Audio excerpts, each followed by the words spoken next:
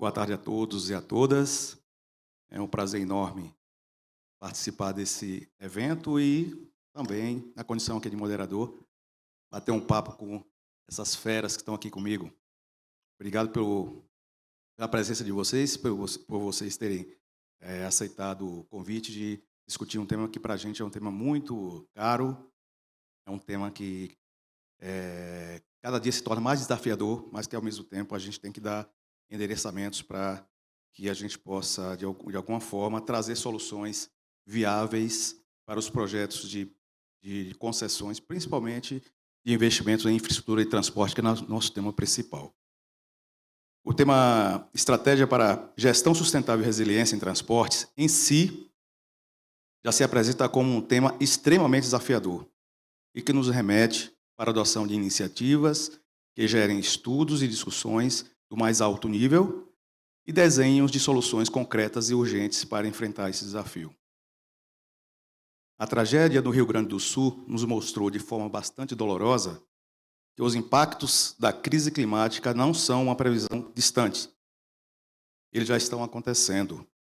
As enchentes históricas e os eventos extremos expõem nossas vulnerabilidades com necessidade de respostas imediatas traduzidas em políticas públicas, inovações tecnológicas, mudança de comportamento coletivo e muita parceria. E isso inclui necessariamente, pessoal, não só soluções, como também destinação de recursos necessários e suficientes para fazer com que essas soluções sejam concretizadas. Então, hoje, no nosso bate-papo, a gente vai poder compartilhar não só as questões que nós vivenciamos e que nós, aqui no governo federal, demos encaminhamento em nossos contratos. Então, a inclusão desse tema aqui no fórum do PPP tem esse objetivo, um chamado para transformações de lições em soluções, para unir governos, empresas e sociedade em torno de um objetivo comum: construir infraestruturas mais seguras, economias mais adaptadas e redes de transporte capazes de enfrentar as extremidades climáticas.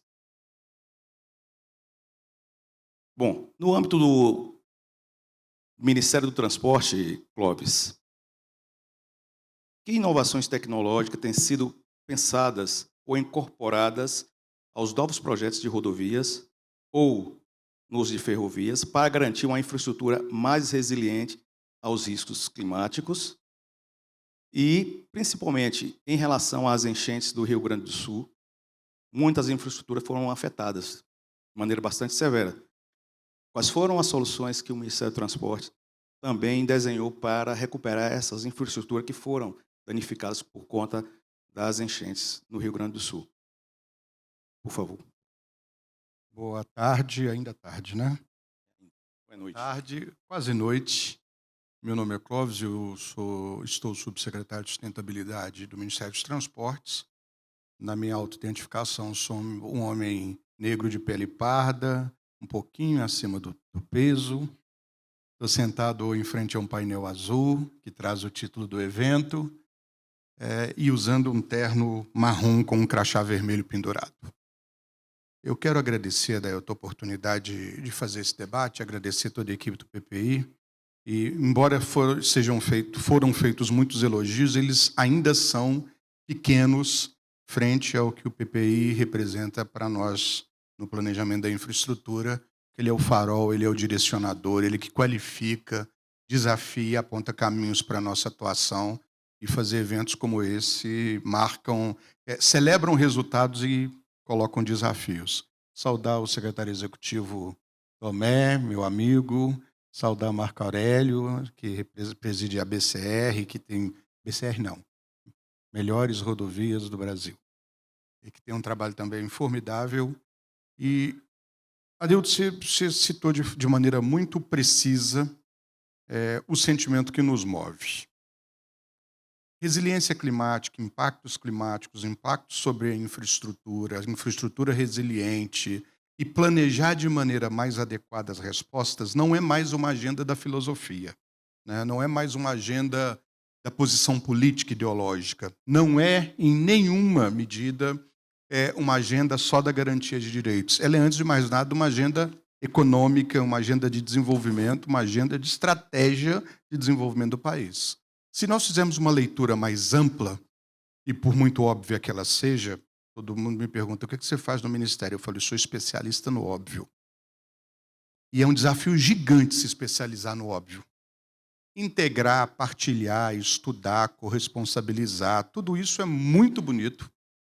Tem aceitação entre todos nós, é o ideal da construção coletiva, mas sem trilha, sem caminho, é uma ambição poética, colocada num lugar comum, e o dia a dia nos apresenta desafios que são muito ampliados, amplificados, em razão da nossa ausência de cultura de transformação. Então, o Ministério está trazendo para a sua responsabilidade diária uma cultura de transformação. Tornar as coisas óbvias, mensuráveis. E as coisas mensuráveis, reguladas. E as coisas reguladas, precificadas. Então, o primeiro esforço do Ministério, antes até de responder sobre como a gente tem trazido o debate da tecnologia e outras discussões, como, por exemplo, o enfrentamento à crise do Rio Grande do Sul, o Ministério se reposicionou. Ele foi num planejamento estratégico e, na sua premissa, colocou sustentabilidade. Sustentabilidade não pode ser uma caixinha, um lugar, um espaço, ou um debate, às vezes, quando a gente se encontra com o licenciamento ambiental e com todos os desafios que tem. Tem que ser uma premissa para planejar. Tem que ser uma premissa precificável, com os riscos identificáveis, e tudo isso analisado na mesma medida em que outros riscos de empreender, outros riscos de implementar aquela infraestrutura precisam estar postos. Depois disso, a gente realinhou as nossas diretrizes de sustentabilidade em parceria com portos e aeroportos e deu passos a mais. A gente começou a participar de dentro. Se o Brasil está discutindo um plano clima, tem que ser o Ministério dos Transportes, com as suas vinculadas, e os parceiros da iniciativa privada, do setor privado, do setor regulado, a discutir as metas de adaptação da infraestrutura que estão colocadas lá. E assim a gente fez. Co-coordenou com o Ministério do Meio Ambiente o trabalho do Plano Setorial de Adaptação. Se a gente está discutindo, e antes de mais nada, quando a gente está falando de alteração de comportamento climático, nós estamos falando de emissões crescentes e alterações que impactam a infraestrutura, as ações e as metas de mitigação também precisam ser discutidas. Se a gente está falando de adaptação dessa infraestrutura, o que é elegível do ponto de vista de adaptação precisa ser discutido, e a taxonomia que orienta esse investimento também precisa estar alinhada. Então, nós co-coordenamos todos esses debates setoriais, e o Ministério se posicionou e internalizou uma série de saberes. No final das contas, você já tem um conhecimento acumulado, sobretudo do setor privado. As concessionárias têm, até por outros reportes, outros compromissos da sua atuação, uma série de iniciativas. O que a gente não tinha é lastro, corresponsabilidade e uma matriz objetiva de partilha de riscos e de oportunidades. Aí a gente desenhou uma política para a NTT que direcionasse desde o monitoramento da operação desse ativo até a adaptação dessa infraestrutura, passando por uma agenda que hoje tem mais de 400 itens, que tem uma estrutura de governança bem orientada, que tem indicadores para mensurar o cumprimento de cada um desses itens, mas que, sobretudo, tem gatilhos de financiabilidade capazes de fazer com que, na gestão dos contratos, nós tenhamos uma condição de tentativa e erro, até porque, se nós entendermos que temos todas as respostas, teremos uma frustração de dimensões abissais de construir, de fato, uma política de resiliência. Então, desde a utilização de medidas tecnológicas para monitorar a operação, sobretudo, e evitar perdas em grandes crises, até a identificação de trechos, riscos vulneráveis na infraestrutura em operação e na infraestrutura planejada, da definição do que pode ser solução baseada na natureza e da precificação de adaptações que precisam acontecer do ponto de vista da infraestrutura, sobretudo da engenharia, e que não cabem nos contratos, hoje a gente tem desenho para essa discussão. Quando eu estou dizendo que a gente é especialista no óbvio, e aí o Rio Grande do Sul, te respondendo, também nos acenou para isso, é óbvio que se há uma alteração do comportamento de chuvas na região, se há uma estratégia de contenção, limpeza, manutenção e adequação inadequada dos bueiros, e se há um dimensionamento das passagens e da drenagem que não está condizente com a mudança do clima, o estressamento dessa infraestrutura vai causar, do ponto de vista do alagamento que a gente viu, do ponto de vista da perda de infraestrutura que a gente viu. 80 pontos de bloqueios, recursos absolutamente vultuosos gastos pelo DENIT, uma capacidade de resposta nunca vista. O DENIT estava preparado, foi para campo, mas nos ensinou uma série de coisas. Nos ensinou, por exemplo, que do ponto de vista do planejamento, a gente tem uma avenida. No ponto de vista da precificação por exemplo, da perspectiva dos seguros, nós ainda temos um vazio muito expressivo.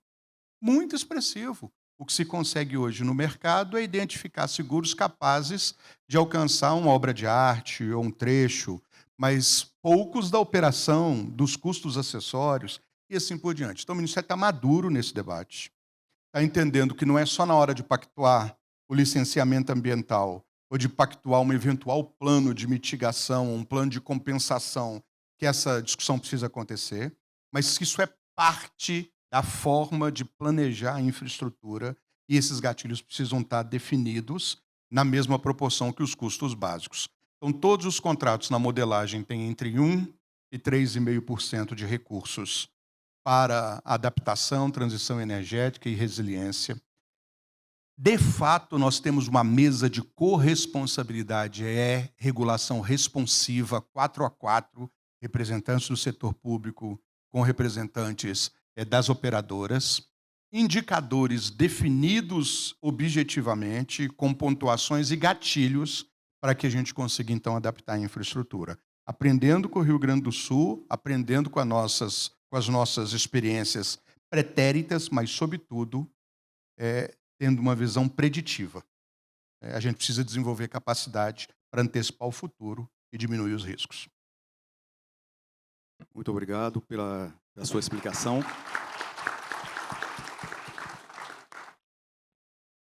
Eu julgo assim, muito importante a gente do governo, setor público, principalmente, ter essa preocupação de olhar para o futuro, mas não olhar para o futuro não só por olhar, mas ter métodos bem definidos, objetividade, ter caminhos para que a gente possa trilhar e, eventualmente, ter como se adaptar no decorrer do processo, para que a gente possa ter respostas rápidas. Eu sempre comento com o pessoal que trabalha comigo o seguinte: o governo em si, o Estado em si, o poder público em si, ele é muito eficiente. O único problema nosso é o tempo de resposta. Porque o resto a gente resolve tudo, a gente consegue resolver. Então, pessoal, nós temos ainda mantendo aí esse tópico, essa linha do que ocorreu no Rio Grande do Sul. Agora, para o nosso secretário executivo, Tomé, seria importante, Tomé, passar um pouquinho para o pessoal a experiência que nós vivenciamos pelo governo federal, principalmente o Ministério de Portos e Aeroportos, em relação ao aeroporto Salgado Filho, que teve assim, foi brutalmente afetado durante as enchentes, e o Ministério deu uma resposta com bastante rapidez e solucionou com a maior rapidez possível aquela situação e trouxe de volta a atividade e a operação, o ativo, no caso, o aeroporto. E, pegando também carona nesse tema, quando falamos de mudança climática, pensamos também nos impactos de oceanos e estuários, que também é uma atividade, competência do Ministério de Portos, e isso nos preocupa bastante, que também algo semelhante aconteceu em Itajaí, em 2008, quando o cais foi comprometido, precisou ser reconstruído e tudo mais. E, além dessas questões específicas, físicas, que aconteceram nas infraestruturas, também, se você puder comentar um pouco sobre as iniciativas de utilização, por exemplo, descarbonização, sustentabilidade, e de que forma essas soluções estão sendo encaminhadas nos novos contratos de arrendamento portuário. Então, por favor, Tomé. Primeiro, Adailton, agradecer também o convite. Na verdade, quando o Marcos Cavalcante, nosso líder aqui do PPI, falou sobre o fórum, eu me ofereci. Eu disse, Marcos, eu quero participar do fórum, acho importante a gente estar nessa discussão e me coloque em alguma mesa, de preferência ao lado de Cláudio Benevides, que entende do assunto. E aí, já nesse momento aqui, fazendo uma saudação especial a Marcos, nosso líder, e fazendo das palavras de Clóvis as minhas também, da importância do programa, do PPI, para o governo, para poder a gente centralizar a coordenação e fazermos os investimentos privados. Como disse o ministro Haddad em uma recente entrevista, o Brasil vive o seu maior momento, né, de concessões, de investimentos através das concessões, e a gente precisa aproveitar esse bonde da história, esse bonde da economia, para que a gente possa continuar construindo mais infraestrutura e infraestrutura mais eficiente para o nosso país. Saudar Clóvis, já fiz aqui, mas Clóvis é um parceiro, um amigo, fomos secretários juntos em Pernambuco. Na época, eu era secretário de Desenvolvimento Urbano e Habitação do Estado de Pernambuco, e Clóvis foi secretário de várias pastas, mas de prevenção às drogas, de justiça, enfim, foi o supersecretário lá em Pernambuco, e a gente teve a oportunidade de trabalhar juntos. E também saudar Marco Aurélio, que é meu professor, né, de PPPs e concessões. É uma satisfação aqui e motivo de orgulho dividir aqui a mesa com vocês. Quando eu recebi o convite do ministro Silvio para assumir a Secretaria Nacional de Aviação Civil, foi no dia 13 de maio. Eu lembro muito desse dia porque eu sou devoto de Nossa Senhora de Fátima e é o dia de Nossa Senhora de Fátima. 7 dias depois, o aeroporto de Porto Alegre, o Salgado Filho, foi submerso por 20 dias. Ficou fechado por 20 dias. A portaria da ANAC, que interrompeu as operações, foi no dia 20 de maio. E era uma experiência muito singular, né, da infraestrutura aeroportuária do país, e eu, com uma semana na Secretaria de Aviação Civil, já me deparei com esse grande desafio, né, de coordenar, no âmbito da Secretaria, junto ao ministro Silvio, a Casa Civil, a ANAC, né, a Secretaria Especial de Reconstrução do Rio Grande do Sul, todo aquele processo, especificamente da reabertura do aeroporto de Salgado Filho. E aí, uma coisa que a gente se deparou de cara é sobre a matriz de risco daquela concessão. Né? Quem era responsável pelo quê diante daquele fato? Esse era o grande e primeiro desafio que a gente precisava se perguntar, responder e, ao mesmo tempo, buscar a solução para que o aeroporto fosse rapidamente reaberto.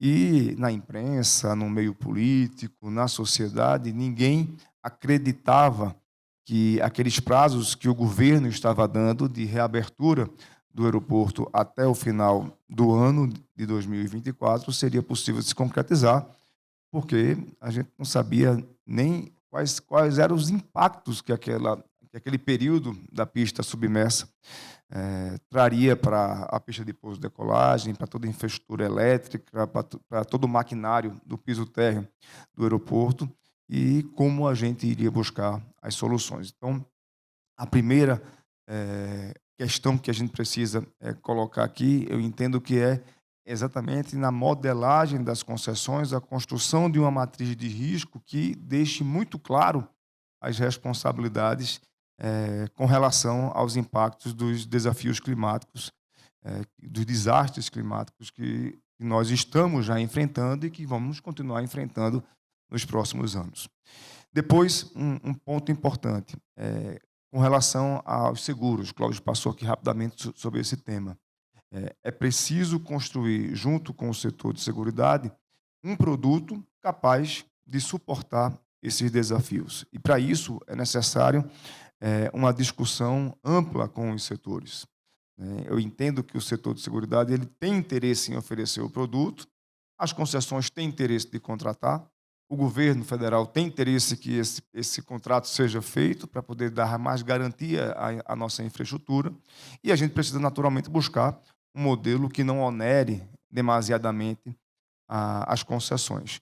Como o Clóvis disse, identificar o problema, buscar as responsabilidades, estabelecer a matriz de risco na modelagem, regular e precificar, de modo que as concessões não fiquem inviabilizadas, né, por contratos excessivamente onerosos. Esse é um ponto também que a gente identificou diante daquela problemática, a necessidade de buscarmos uma solução, e, nesse sentido, o PPI tem coordenado aí, esse processo de discussão com a CNSEG. O Ministério de Portos e Aeroportos também tem feito essa discussão, tanto com o setor portuário quanto com o setor aeroportuário, para que a gente possa encontrar um caminho para estabelecer contratos de concessões que estabeleçam uma relação de seguridade mais eficiente. E ali ressaltar a importância da eficiência do governo federal na condução da reconstrução do aeroporto de Porto Alegre. Estabelecemos um prazo que o aeroporto precisava estar aberto até o final de 2024. Nas primeiras semanas, a gente fez uma ampla construção junto à infraestrutura, à malha da infraestrutura aeroportuária regional do Rio Grande do Sul, a abertura da base aérea de Canoas para uma operação comercial, transformando uma estrutura de base aérea em um aeroporto comercial e abrindo novos 6 aeroportos regionais para aviação regional. Porto Alegre é o principal hub de transporte aéreo da região sul e conta com uma infraestrutura aeroportuária regional, ali o aeroporto de Caxias do Sul, de Uruguaiana, Santo Ângelo, Santa Maria. São aeroportos regionais que, na sua maioria, não operam com aviação comercial, operam com aviação geral, né, aviação executiva, e a gente precisou transformar esses aeroportos para estarem aptos a receber voos comerciais, para que a gente pudesse desafogar, ou melhor, na verdade, tirar de uma ilha a população que estava ali definitivamente ilhada, a chegada de mantimentos, e a gente contou muito também com as companhias aéreas para levar mantimentos através desses aeroportos regionais. E aí chama a atenção também da importância da infraestrutura aeroportuária regional para o nosso país.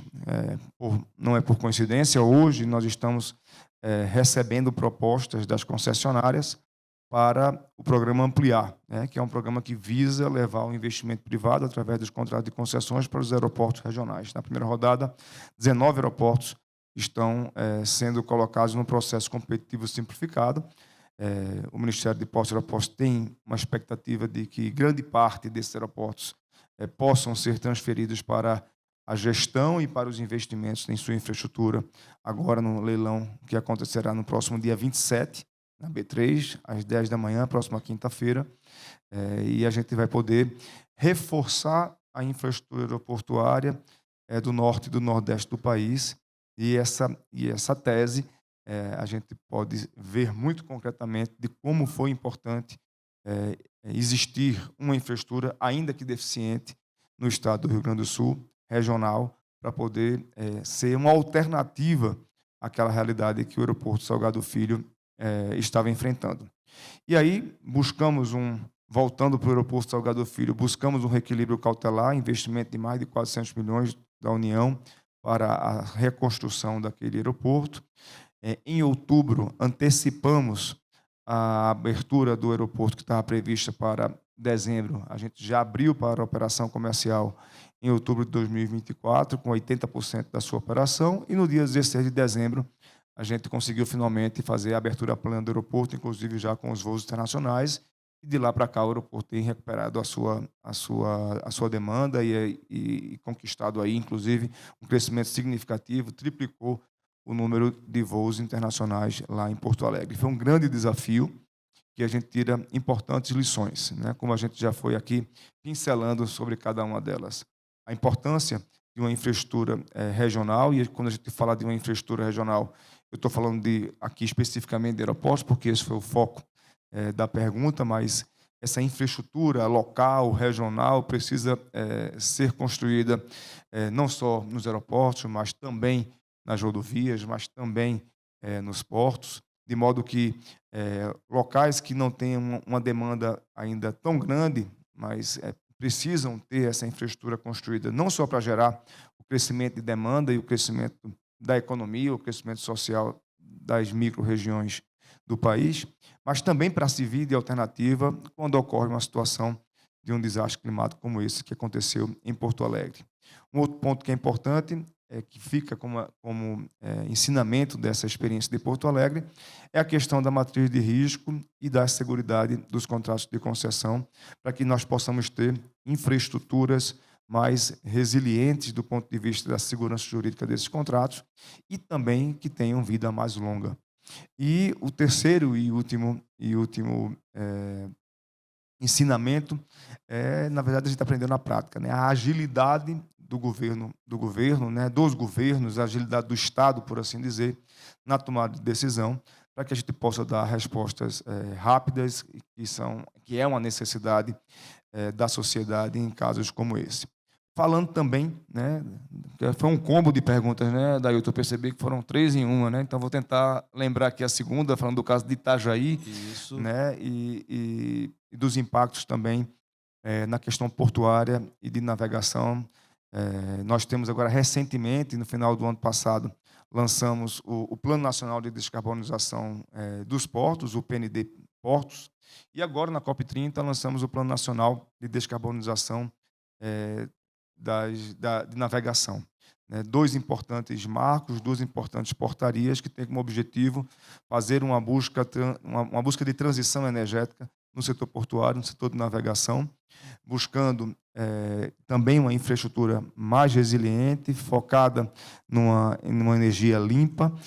Os portos hoje têm feito um trabalho para que a utilização do hidrogênio, do metanol, do biometano, possa ser uma realidade cada vez mais concreta, estabelecendo metas para que até 2050 nós possamos zerar a emissão de carbono no setor portuário. Um desafio grande, mas que está sendo construído com muito engajamento do setor e também com a maturidade das discussões realizadas dentro do Ministério de Portos e Aeroportos, que tem focado energia, concentração e inclusive estrutura, né, de pessoal. Hoje nós temos uma diretoria que cuida apenas disso no Ministério de Portos e Aeroportos, uma diretoria de sustentabilidade, que a Larissa conduz os trabalhos. Ainda na área de aeroportos, também um reforço significativo na área do SAF, né, do combustível sustentável. Fizemos um investimento de 12 milhões de reais junto à Agência Nacional de Petróleo para a construção de um laboratório que possa certificar a produção de SAF no país. E a gente entende que medidas como essa são importantes para a gente buscar de maneira crescente a transição energética no setor de portos e aeroportos, com ações importantes, como, por exemplo, a discussão da elevação de cais em situações do crescimento da alta da maré ou de algum desastre climático, da eletrificação dos equipamentos de cais, da transição do combustível de hidrogênio nas embarcações. Eu tive a oportunidade agora na COP30 também de conhecer uma embarcação híbrida, né, com o uso, nós temos juntos lá, né, na JAC, um investimento 100% privado, né, que demonstra que o setor está engajado também nessa tese. Então, aproveitar essa oportunidade, né, que é um dos legados, Dailton, da COP30, que é a consciência da sustentabilidade, né? Eu acho que nós tivemos legados importantes de infraestruturas deixados, por exemplo, no estado do Pará. Nós fizemos lá a antecipação da fase 1B do aeroporto, nós tivemos um investimento significativo também na ampliação do cais do Porto do Pará. Isso vai servir para a chegada civil agora para os cruzeiros dos hotéis flutuantes, mas servirá para o fomento do turismo da região. Mas eu acho que o grande legado, entre tantos outros legados transversais aí que passam por todos os ministérios, é o legado da consciência da sustentabilidade. Essa pauta que vem crescendo em força na nossa sociedade e que é uma pauta que não tem mais retorno, né? Então, todos os ministérios, todos os órgãos, governos federais, governo federal, estados e municípios, setor privado, ingressou em definitivo na pauta da sustentabilidade. E a gente precisa aproveitar esse grande momento, a decisão do presidente Lula de trazer para o Brasil, a COP30, que deixa esse legado de consciência na sociedade, no setor privado e no setor da gestão pública. Então, acho que essa discussão, esse fomento da discussão, é um grande legado deixado para o nosso país. E a terceira pergunta, Dailton, se você puder me ajudar, foram muitas A terceira foi sobre Itajaí, o incidente lá em Itajaí. Então, acho que já falei sobre Torres, deixar que eu estou vendo que a gente está avançando no tempo e o professor Marco Aurélio tem muito a nos ensinar aqui na tarde de hoje. Obrigado.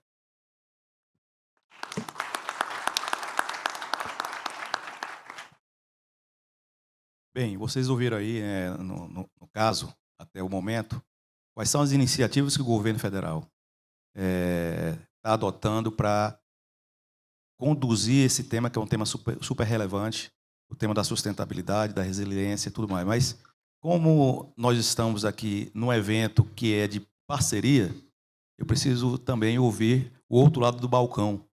E do outro lado do balcão nós temos nada mais, nada menos que o nosso amigo Marco Aurélio, que poderá, assim, sob a sua ótica, Marco, para que as concessionárias possam investir em projetos de sustentabilidade e resiliência de forma mais efetiva, quais mudanças no modelo regulatório, se é que existe a necessidade de mudar ou não, ou nas cláusulas contratuais, você entende que seriam necessárias, como, por exemplo, o mecanismo de reequilíbrio, se a gente poderia criar algum mecanismo nesse sentido, e pegando carona no tema que foi também puxado, não só por Dr. Clóvis, como também pelo Tomé, em relação à questão do seguro. O que é que você pode, por favor, nos ensinar a respeito desses dois temas, por favor? Obrigado, Dailton. Agradecer a todos, cumprimentar a todos, fazer um cumprimento e um agradecimento especial ao secretário Marcos Cavalcante, tanto por permitir aqui a participação da BCR, a minha participação, mas pela condução dos trabalhos que tem feito, liderando a agenda de infraestrutura sob o palio da parceria público-privada no Brasil. Sinto muito privilegiado que tive a oportunidade de participar da casa do PPI entre 2016 e 2018. E, ao longo de toda a trajetória do PPI, que se tem mostrado, que se tem evidenciado, é a sustentação, aliás, a suplantação do altíssimo nível e da qualidade das ideias, das reflexões, dos debates, dos temas, da transformação da agenda de infraestrutura no Brasil. E eu queria fazer um parêntese aqui, Dailton, mas não sem antes cumprimentar os meus colegas de mesa, o secretário Tomé, o secretário Clóvis, cumprimentá-lo, amigo de longas datas, parceiro de longas datas, inclusive quando ainda estava no PPI. Mas eu queria corroborar aquilo que os que nos antecederam nos painéis aqui anteriores afirmaram. A gente, de fato, vive o melhor momento da infraestrutura do Brasil. Que bom poder falar isso. Isso é muito bom. Eu confesso que neurótico que sou, eu tenho certo receio. Né? Você fala, mas está tão bom. É possível, alguma coisa tem que dar errado. Né? Isso é um pensamento neurótico, tem que ser tratado na análise. Né? Mas, de fato, a gente está muito próximo de alcançar o sonho do país desenvolvido, pelo menos em relação à sua infraestrutura. E nós demoramos 20 anos para poder galgar a altivez, a tranquilidade que nós temos de tangenciar temas que no passado eram temas ainda perniciosos e alguns deles até considerados hereges. Falar em revisão de matriz de risco, falar em riscos residuais, falar em contratos incompletos, que é um tema que eu vou voltar logo na sequência, né? Eram aspectos, eram assuntos que ou estavam fora da pauta valorativa daqueles que integravam a agenda de infraestrutura, ou eram, de fato, temas proibidos, tabus. Nós vencemos todos esses tabus e eu diria que hoje nós testemunhamos o que eu chamaria de infraestrutura 5.0. Está na moda falar de 5.0, mas há razões para afirmar estarmos sob a égide da infraestrutura 5.0. A infraestrutura 1.0 é aquela que não existe mais, mas é aquela em que o próprio Estado, per se, ele mesmo viabilizava, ele mesmo conduzia. Esse modelo não vingou durante muito tempo, embora muitas pontes, embora muitas estradas foram abertas com recursos, inclusive recursos humanos estatais.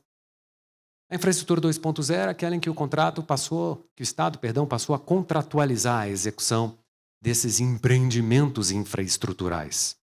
Isso perdurou durante um bom período. A infraestrutura 3.0 é aquela em que nós descobrimos que a contratação poderia transcender apenas a obra. Agora nós contratualizaríamos a gestão. Os contratos de concessão nada mais são do que contratos de gestão. Alguém vai lá e realiza, conduz isso para mim. Por que eu digo que nós não estamos mais na infraestrutura 3.0 e sim na infraestrutura 5.0? Porque dois ingredientes foram adicionados a essa versão da infraestrutura realizada com base na concessão. Primeiro ingrediente é que esses contratos, de fato, são incompletos. Sei que pode parecer que está na moda hoje falar que os contratos são incompletos, mas nós acordamos para isso. Nós internalizamos essa percepção, que me permita aqui, Clóvis, parafraseá-lo, é o óbvio ululante. Não dá para você inserir no clausulado de 100, de 200, alguns se orgulham de 300, de 1000 páginas de contrato, não dá para você querer entabular a realidade de 30 anos no papel. A realidade é dinâmica. Nós vamos voltar a falar sobre isso na sequência.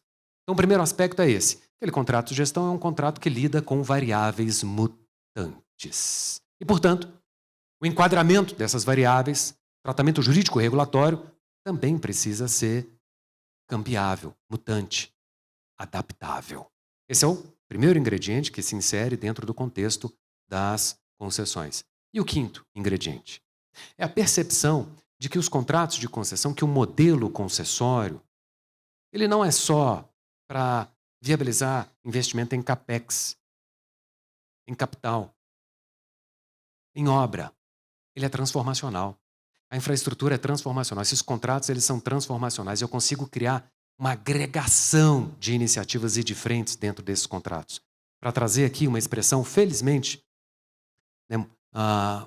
uma expressão muito sadia utilizada pelo secretário Jorge Santoro, do Ministério dos Transportes, ele apelidou os contratos de concessão como contratos que viabilizam plataformas ou plataformas multisserviço.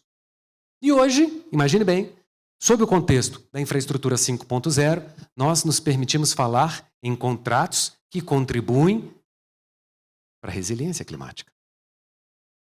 Isso é infraestrutura 5.0. Resiliência climática, a época em que eu estava no PPI, era algo a milhas-luz de distância. Era inconcebível.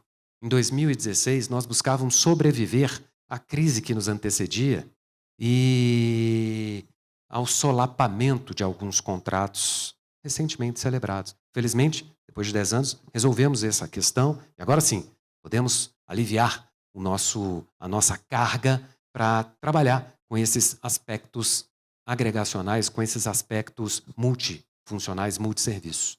Então, nós estamos vivendo a infraestrutura 5.0. E isso é fundamental, importante compreender isso. Demoramos 20 anos para forjar uma geração de pessoas que se habilitaram a lidar com esses conceitos, com essas percepções. E são essas pessoas, algumas delas citadas aqui pelo Maurício Portugal, que vêm levando a essa transformação que nós estamos entabulando. Agora vejam bem, vou para a pergunta. A pergunta não tem nada a ver com a infraestrutura 5.0, aliás, tem tudo a ver com a infraestrutura 5.0, porque nós estamos aqui tratando sobre resiliência, sobre adaptação, sobre mitigação e sobre seguros. Como anda a pauta regulatória da resiliência climática? Aliás, por que a gente está falando de resiliência climática? Porque é verdade esse bilhete, é verdade o bilhete de que o clima mudou. E que a nossa infraestrutura ela está sendo colapsada, ela vem enfrentando ruídos e feridas em razão dessa mudança climática. A gente poderia citar tantos exemplos para além do Rio Grande do Sul. São Paulo, incêndios ano passado. São Paulo, o que aconteceu, o regime pluviométrico no litoral de São Paulo lambeu a Serra do Mar. Nós tivemos isso em Rio de Janeiro na mesma época. Nós tivemos em Minas Gerais há 2 anos antes. Nós tivemos na Bahia, Paraná. Há exemplos aos borbotões aqui para citar a triste constatação. O investimento que nós temos feito em infraestrutura vem se destruindo pela mudança climática. Podemos assistir a tudo isso, podemos tocar um tango argentino, ou podemos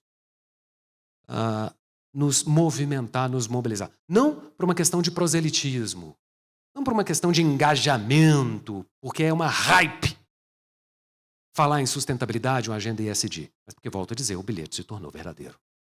E precisamos, portanto, trazer uma solução. E a solução vem sendo construída de maneira inteligente, pelo menos no âmbito do setor de concessão de rodovias, no âmbito do setor de transportes em geral, como o secretário Tomé já havia colocado. Vamos então falar de 3 grandes tópicos tangenciados e aprofundados aqui nos palestrantes anteriores: mitigação, adaptação e seguros. O que fazer em relação à mitigação e à adaptação? Nós temos 2 dimensões para tratar desses tópicos. Uma dimensão para frente-mente e uma dimensão para trás-mente. O que eu quero dizer com a dimensão para frente-mente em relação à mitigação e adaptação? Ora. Os novos contratos já têm que ser estruturados pressupondo ações de mitigação e eles precisam estar abertos a ações de adaptação. Eles já precisam vir informados com essa realidade. E é isso que está acontecendo. Hoje, no âmbito da NTT, nós já temos contratos que têm carbono zero. Nós já temos contratos que vêm muito mais preparados para lidar com as intercorrências projetadas. Inclusive, no âmbito da portaria do Ministério, citada aqui pelo Clóvis, nós temos sustentação financeira para isso.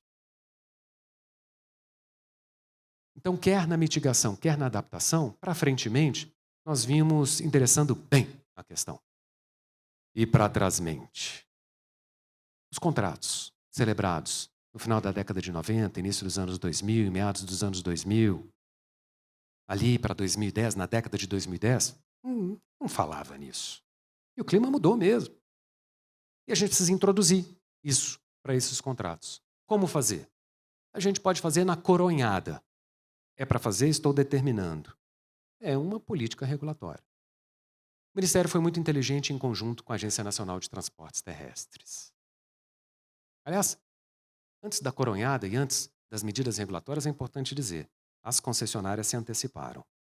E eu me orgulho disso. Eu me orgulho muito do setor em que eu trabalho atualmente, apesar de ter vivido minha vida pública, minha vida inteira no setor público. Mas o setor de concessões, ele está sempre na fronteira. Nós temos hoje concessionárias que já aplicam o net zero. Nós temos concessionárias que estão há anos-luz à frente de outros setores não regulados em pautas de transição energética, em pautas que lidam com a comunidade e em pautas de governança que preenchem a tríade da agenda ESG. Mas, paralelamente à coronhada ou à autoimplantação, a implantação voluntária, a decisão do Ministério e da Agência Nacional de Transportes Terrestres foi: nós vamos gerar incentivos, estímulos. Vamos incentivá-los. Está sendo criado hoje, no âmbito da NTT, um programa de desenvolvimento sustentável com indicadores que repercutem em alguns benefícios, alguns incentivos que a concessionária pode aceder, ela pode ter acesso. Entre eles, emissão de debêntures incentivadas. Inteligente o Ministério dos Transportes. Mas a possibilidade de se valer de um percentual da tarifa para investimentos em resiliência. Crie um programa e você vai ter a sustentação disso, sem dor, sem ficar discutindo se cabe ou não reequilíbrio, já está dado, está aqui.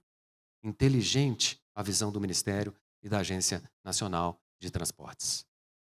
Adicionalmente, para além da mitigação, da política de mitigação, e para além dessas medidas individuais, nós, da BCE, fizemos um levantamento para orientar esses novos investimentos em adaptação, sobretudo nesses contratos do para trás-mente, nos contratos existentes. Nós contratamos uma consultoria renomada que já faz esse tipo de estudo para várias empresas e encomendamos um estudo setorial. Me diga aqui, no âmbito das concessões de rodovias, a gente começou com o âmbito federal, descemos para o nível infranacional, São Paulo, Minas Gerais, algumas outras regiões infranacionais. Me diga aqui quais são os trechos mais críticos que a gente tem, considerando os eventos climáticos mais prováveis e mais dramáticos que a gente tem. Inundações e deslizamentos. Tínhamos outros. Selecionamos esses 2. Nós hoje temos um mapeamento de 44 trechos críticos nas rodovias concedidas federais. E temos um mapeamento de 32 trechos críticos no âmbito do estado de São Paulo. Então, são 76 trechos críticos, que implicam o seguinte: 2 milhões de pessoas vão ser afetadas por eventos que vão acontecer nesses 76 trechos críticos. 2 milhões de pessoas vão ser afetadas ou no fluxo, porque vão ficar paralisadas, ou vão perder sua mercadoria, uma constante em enchentes e deslizamentos que nós temos nas rodovias concedidas, ou vão perder a vida, ou vão pagar a vida. Eu não queria estar entre essas 2 milhões de pessoas. Eu não queria estar rodando numa estrada num contexto de criticidade. E nós precisamos fazer alguma coisa. Então, é um estudo setorial que tenta orientar uma priorização desses investimentos no âmbito dos poderes concedentes. Então, eu quero dizer que há um endereçamento inteligente que não é futuro, não é sonho, ele é concreto, ele está acontecendo e vai acontecer. A pauta da resiliência climática é uma pauta da verdade, é uma pauta da realidade, é uma pauta do presente, para a gente garantir que aquele futuro, né, por diversas razões, o futuro do desenvolvimento, o futuro da infraestrutura, ele aconteça. Último tópico, seguros. Para encerrar, eu já estourei meu tempo. E sobre os seguros? Acabamos de fazer um estudo no âmbito da BCR. Identificamos, Clóvis, que nós ainda somos ingênuos na dinâmica, na disciplina dos seguros dentro dos nossos contratos de concessão. E não é só de rodovias, não, viu? Não é aeroportos, idem. Portos, ferrovias, todos. Todas as concessões de PPP se utilizam do mesmo chassis de regramento de seguros. Copia e cola há 20 anos. Pode abrir. Qualquer cláusula de seguro é o mesmo. Você tem que contratar os seguintes seguros obrigatórios. E se vira nos 30. A grande verdade é a seguinte. Primeiro, não há uma referência sobre o valor indenizável, sobre a cobertura. E acontecem eventos dramáticos, como de Porto Alegre, como do Rio Grande do Sul, e aí a gente descobre que aquela cobertura não era suficiente. O que fazer? O aeroporto tem que funcionar. E a gente precisa trazer uma resposta, trocar o pneu do carro com o carro rodando e na enchente ainda por cima. A gente precisa revisitar a forma como nós exigimos seguros nas concessões. O primeiro problema, portanto, é a imprevisibilidade. É a variância que é admitida nas respectivas propostas dos concorrentes. A gente precisa criar um critério. Esse critério vale para todo mundo, nivela todo mundo dentro dos melhores esforços. Mas aí vem a realidade se impondo. Eu dizia que na infraestrutura 5.0 a gente reconhece que as variáveis são mutantes. As variáveis vão mudar. A cobertura dos seguros, a capacidade securatória dos contratos de concessão, ela vai flutuar ao longo da vigência do contrato. E a gente precisa estar aberto a isso. Nosso arquétipo regulatório ele precisa admitir a adaptação das exigências de seguro. Nós nunca lidamos com isso. A grande verdade é a seguinte: contrate esses seguros que você escolhe, a cobertura, e é isso. Se mudar, o problema é seu. Caso fortuito e força maior, né? O problema é seu. Se estiver disponível no mercado segurador, mas se estiver disponível no mercado segurador, qual é o custo? Qual é a cobertura? Nós não temos ainda esse amadurecimento em relação à governança contratual para acompanhar tanto as mudanças das variáveis climáticas quanto as mudanças do mercado segurador. Nós entregamos para a NTT, Clóvis, e de público aqui eu vou te fazer uma provocação, um autoconvite. Nós adoraríamos fazer essa mesma apresentação para o Ministério. Nós acabamos de entregar para a NTT, dentro de um Coopera NTT que celebrávamos com ele, uma proposta de clausulado com 16 páginas. Não há orgulho nenhum em falar que 16, 20, mas eu quero dizer que é sofisticado, é complexo. Impulsionando uma nova política de seguros para os contratos de concessão. Qual que é o desafio dessa política? Eu não estou dizendo que ela é definitiva, que ela está boa, que ela está ruim, é um ponto de partida. A gente precisa saber dialogar sobre isso, mas o mais importante, Clóvis, não adianta a gente ter uma nova política para 2028. Os contratos que o Ministério vai anunciar amanhã vão passar sem isso. Os próximos contratos da carteira de ferrovias, de rodovias, de portos, de aeroportos, já tem que vir com uma inovação em relação à política de seguro. A mensagem central que eu quero passar é: ainda somos ingênuos na contratação de seguros. Por outro lado, a boa notícia é: estamos mobilizados, somos sensíveis, temos um bom diagnóstico e o mercado segurador tem interesse em contribuir.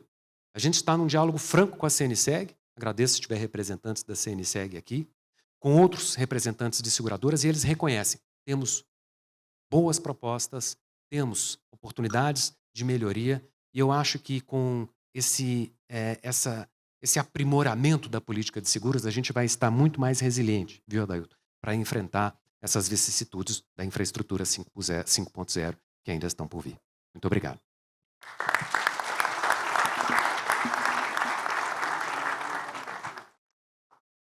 Senhoras e senhores, estive aqui com os secretários Tomé, o secretário Clóvis e o nosso professor Marco Aurélio.